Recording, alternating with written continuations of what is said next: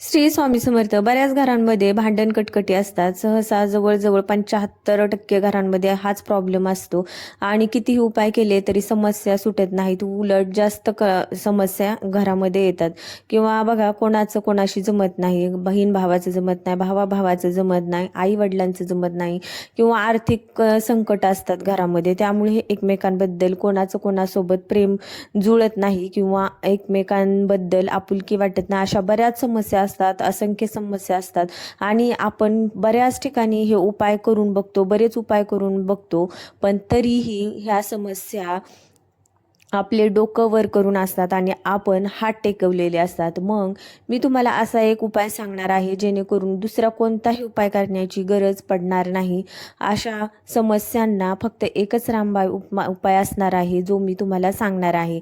तर बघा, तुम्हाला व्हिडिओ शेवटपर्यंत बघायचा आहे, कुठेही स्किप न करता. आणि व्हिडिओ आवडला तर कमेंट बॉक्समध्ये ओम नमो भगवते वासुदेवाय लिहायला विसरू नका.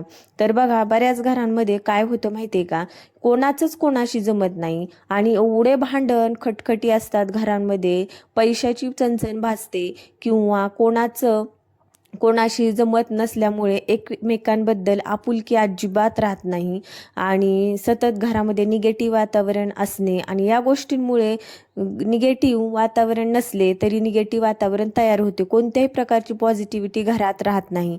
त्यामुळे आपल्याला एकच उपाय करायचा आहे. बघा, सगळ्यात महत्त्वाचं, संध्याकाळी तुम्हाला एक शेणाचा दिवा तयार करायचा आहे. गाईच्या शेणाचा दिवा तयार करा. त्याच्यामध्ये तिळाचं तेल आपल्याला ओतायचं आहे आणि तिळाचं तेल ओतून कापसाची वात त्याच्यामध्ये लावायची आहे. बघा, संध्याकाळी प्रवेशद्वाराच्या बाहेर तुम्हाला हा दिवा तेवत ठेवायचा आहे तिळाचं तेल टाकून. आणि हा उपाय जो आहे शनिवारपासून सुरू करायचा आहे. तुम्ही हा उपाय रोज सुद्धा करू शकतात. एवढा सुंदर उपाय आहे, एवढा छान, म्हणजे याच्याबद्दल म्हणजे कोणती शंका नाही आहे. सगळ्या समस्यांचे निराकरण करणारा एकमेव उपाय आहे. बघा, गाईला आपण आपली माता मानतो आणि गाईचे शेण असो, गोमूत्र असो, याच्यामध्ये एवढी पॉवर असते आपल्या घरातील निगेटिव्हिटी दूर करण्याची. आणि हा उपाय केल्याने बघा, तुम्ही एकदा करून बघा. किंवा बघा, आपण म्हणतो हे केल्याने काय होणार आहे किंवा हा उपाय केल्याने काय होणार आहे, आतापर्यंत ते एवढे केले, पण तुम्ही हा उपाय नक्की करून बघा. कारण बघा, प्रत्येक गोष्ट केल्याशिवाय होत नाही. आपली इच्छाशक्ती जबरदस्त असली तर अशक्य ही गोष्ट शक्य आपले स्वामी महाराज करतात. त्यामुळे हा उपाय नक्की करा. बघा, शनिवारपासून हा उपाय तुम्हाला सुरू करायचा आहे आणि रोज संध्याकाळी तुम्ही हा दिवा लावू शकता किंवा दर शनिवारी तुम्ही हा दिवा लावू शकता. असं काही नाही की रोजच लावा. किंवा तुमची जर यथाशक्ती असेल किंवा तुम्हाला वेळ असेल तर रोज तुम्ही संध्याकाळी दिवा नक्की लावा. हा खूप खूप महत्त्वाचा हा उपाय आहे आणि खूप फलश्रुती देणारा सुद्धा हा उपाय आहे. सुख घरामध्ये येत असताना एकदाच दरवाजा वाजवते, पण दुःख जेव्हा अडचणी समस्या घरात यायच्या असतात तेव्हा एवढा दरवाजा वाजवतात की जोपर्यंत दरवाजा आपला उघडत नाही तोपर्यंत समस्या आपला दरवाजा खटखटत राहतात.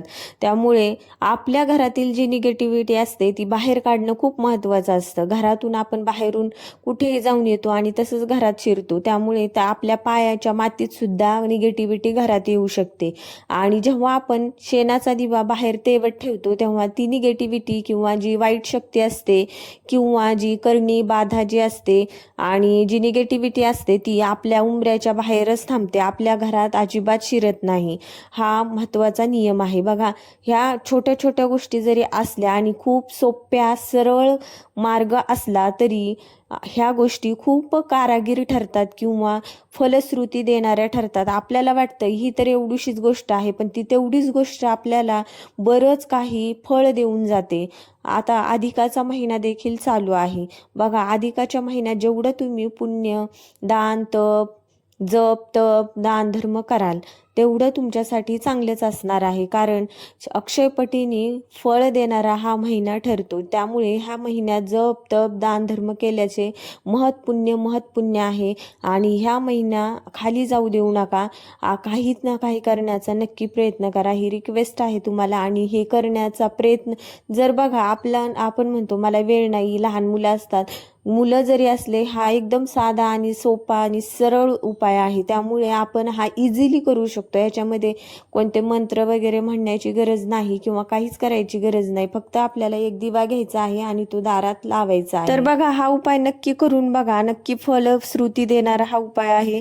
आणि तुम्हाला आजची माहिती कशी वाटली नक्की सांगा आणि आपल्या चॅनलला सबस्क्राईब करा. भेटूयात नंतर अशाच एका नवीन माहितीसह.